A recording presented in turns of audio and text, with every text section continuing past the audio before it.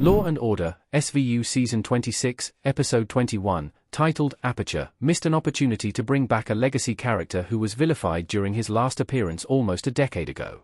Aperture is one of Law & Order, SVU's creepiest episodes. When a man touring a luxury apartment spies a sexual assault in progress in another building, the squad is called in to identify the girl and figure out what happened to her. Their search leads them to Josie and Atlas DeWin, step-siblings who allegedly were forced at gunpoint to have sex with each other. This Law & Order, SVU Season 26 episode soon gets even more disturbing. The squad tracks down Josie's stepfather, Atlas' dad, who has a record for exploitation of a minor.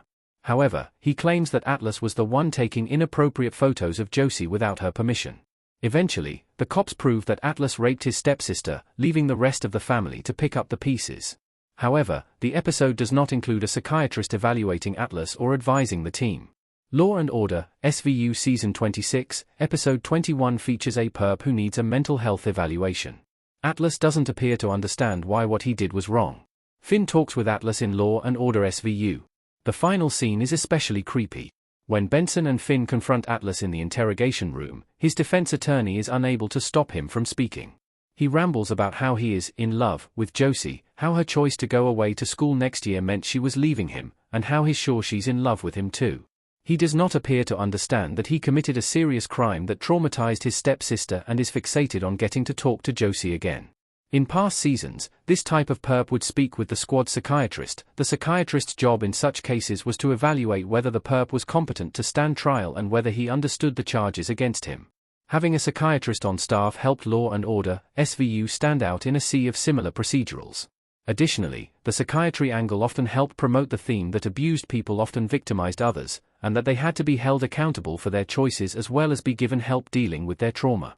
However, there is no longer a psychiatrist on staff, so no such person was consulted in this episode. Huang could have been the perfect expert consultant for Benson's case. He could have evaluated Atlas as well as advised Benson on how to proceed. George Huang, B.D. Wong, was the last of several psychiatrists to fill this role.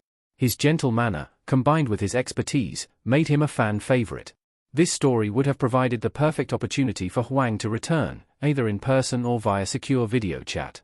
The latter option would have allowed him to help Benson, and the square video chat would have made a lot of sense from a continuity perspective as well. When Huang was last seen in Law & Order, SVU Season 17, he was working for the FBI as a profiler, not for the Manhattan SVU. Thus, if Huang did this favor for the squad via video chat, it would explain how he was able to help them out despite having a completely different job. Huang's last SVU appearance means he still needs to come back. Things were left hanging between him and Benson after he left. Huang walking with other characters in Law & Order, SVU. Huang's return would have also allowed him and Benson to clear the air. During Huang's last appearance, he and Benson butted heads because he testified as an expert witness for the defense in a case that Benson was passionate about. Benson was convinced the perp was guilty and was disappointed that Huang didn't share her perspective. It was unfair for her to get angry at him over this issue, however, since he was doing his job and sharing his honest opinion as an expert in human behavior. B.D. Wong left Law & Order, SVU after this story, leaving it unresolved. If Huang had returned in Law & Order, SVU, it would have allowed him and Benson to resolve their previous conflict. Sadly, this did not happen. However, it's still possible that Huang could return in a later episode, especially now that the procedural has been renewed for a 27th season.